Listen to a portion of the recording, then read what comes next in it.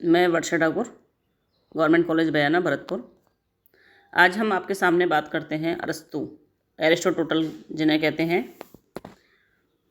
अरस्तु यूनान के प्रमुख राजनीतिक विचारक थे, जिन्हें राजनीतिक विज्ञान का पिता कहा जाता है। फादर ऑफ पॉलिटिकल साइंस अरस्तु को कहा जाता है।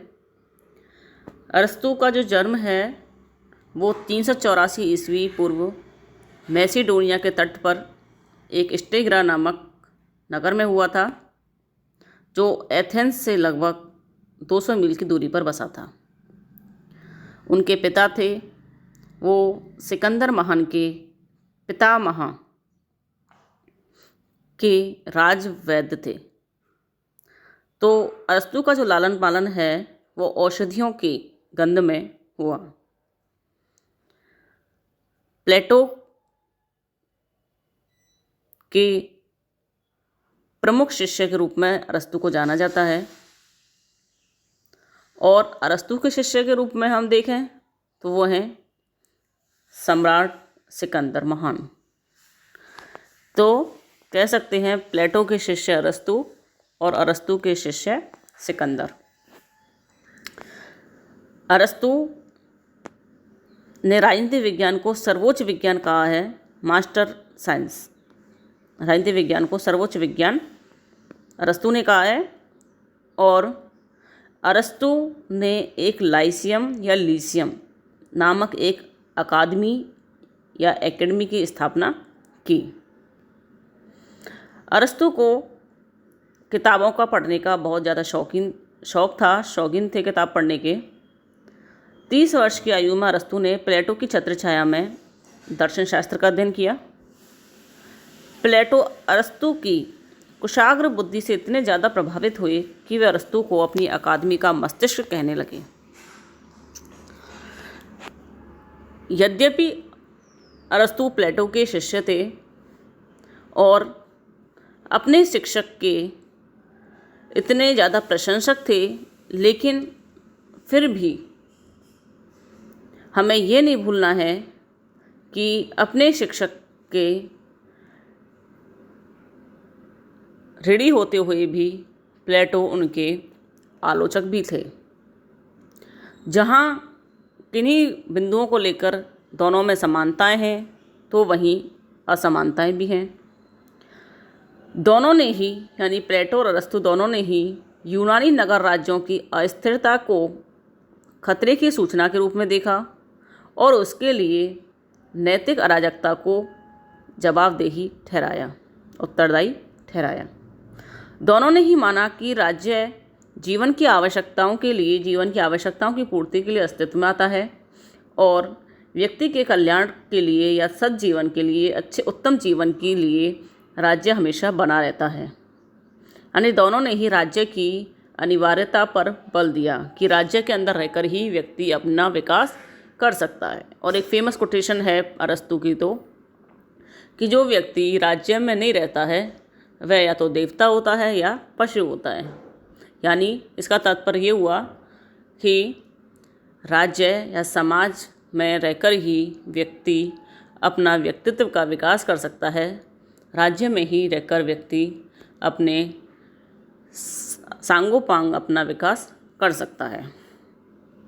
तो इस तरीके से दोनों ने ही इस तरीके की शासन व्यवस्था कि किस तरीके से शासक और नागरिकों के आपस में संबंध होंगे, किस तरीके से शिक्षा दी जाएगी और किस तरीके से जो उस समय की जो समस्याएं थी उनका किस प्रकार समाधान हो सकता है, इन पर अपने विचार दिए। तो ये अरस्तु का सामान्य परिचय हुआ कि यूनान के थे, प्लेटो के शिष्य थे, सिकंदर महान के ये गुरु थे। अरस्तु इन्हें अपने क्या कहते हैं अकादमी का इनका मस्तिष्क कहता था और राजनीतिक विज्ञान का पिता अरस्तु को कहा जाता है। ये इनका सामान्य परिचय है। इसके अलावा इनकी कुछ पुस्तकें हैं, the politics, metaphysics, the constitution of Athens, on the soul, etcetera. लेकिन इसकी प्लेटो की जो अरस्तु की जो किताबें हैं, इनमें से जो सबसे फेमस जो किताब है, सबसे जो प्रसिद्ध किताब है, वो किताब है द पॉलिटिक्स। द पॉलिटिक्स हम आगे प्लेटो के सिद्धांत पढ़ेंगे तो बार बार इस पुस्तक का उल्लेख आपको मिलेगा। अब हम बात करते हैं अरस्तु की पद्धतियाँ, यानी अपने जो विचार प्लेटो ने दिए, अपने जो सिद्धांत दिए, उस कौन कौन से उसमें मेथड या कौन सी पद्धतियाँ अपनाई। तो पहले प्लेटो ने अपनाई आगमनात्मक पद्धति। पढ़ते हैं हम अरस्तु की आगमनात्मक पद्धति। अरस्तु आगमनात्मक, जैसे इससे पहले हमने प्लेटो के बारे में पढ़ा कि प्लेटो ने निगमनात्मक पद्धति अपनाई, तो ठीक इसके विपरीत अरस्तु ने आगमनात्मक पद्धति अपनाई।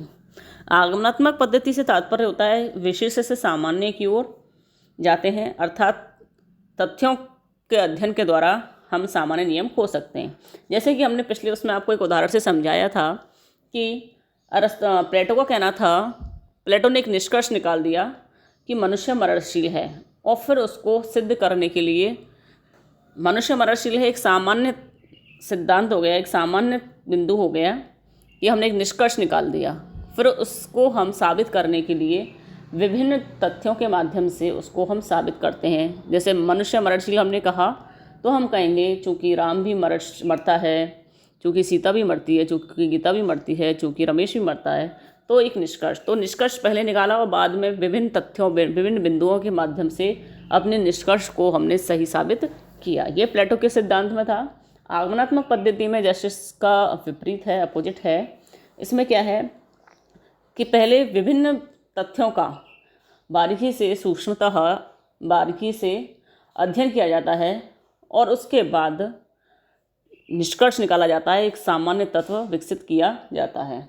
जैसे कि हम कहें, पहले हम एक कहेंगे कि मनुष्य मरणशील है, ये तो प्लेटो ने कह दिया, फिर उसको बाद में साबित करने की कोशिश की। लेकिन अरस्तु कहेंगे पहले तत्व ढूंढेंगे, पहले तथ्य ढूंढेंगे, तो अरस्तु कहेंगे कि गीता मरती है, सीता मरती है, राम मरता है। तो इस तरीके से इन विभिन्न तथ्यों के बाद निष्कर्ष निकाला कि मनुष्य मरणशील है। तो इस तरीके से इसमें विशेष चीज़ों से सामान्य की ओर जाया जाता है। ये तरीके से कह सकते हैं साइंटिफिक तरीका है, एक वैज्ञानिक मेथड है, जिसमें जो भी घटित हो रहा है, जो भी तथ्य हैं, उन तथ्यों के अध्ययन के बाद, उनका सूक्ष्मतः उनका वर्गीकरण करने के बाद एक निष्कर्ष पर पहुंचा जाता है। दूसरी जो पद्धति अरस्तु ने अपनाई वो थी तुलनात्मक पद्धति। तुलनात्मक पद्धति को हम ऐसे देख सकते हैं कि जब प्लेटो ने अपना संविधान संबंधी जो वर्गीकरण दिया, उसमें लगभग 158 देशों के संविधानों का तुलनात्मक अध्ययन प्लेटो ने किया। अगली जो पद्धति है प्लेटो की, ऐतिहासिक पद्धति, कि अरस्तु ने अपने जो अध्ययन था उसमें इतिहास से जो प्राप्त जो अनुभव थे और जो सत्य था उसको अपने इसमें कह सकते हैं अपने क्या कहते हैं अपने सिद्धांतों में उनको स्थान दिया। यानी इतिहास में जो घटनाएं जो घटित हो रही हैं, इतिहास से जो प्राप्त जो अनुभव हैं उनको उन्होंने महत्व दिया। तो इस तरीके से ये अरस्तु की पद्धतियाँ हैं। आगमनात्मक पद्धति है, तुलनात्मक पद्धति, ऐतिहासिक पद्धति। इसके बाद हम प्लेटो के जो सिद्धांत हैं, इनके विचार हैं, जैसे राज्य संबंधी विचार, दास्ता संबंधी विचार, नागरिकता संबंधी विचार, संविधानों के वर्गीकरण से संबंधित विचार, इन विचारों को हम बिंदुवार अगले वीडियो में इसको हम पढ़ेंगे। धन्यवाद।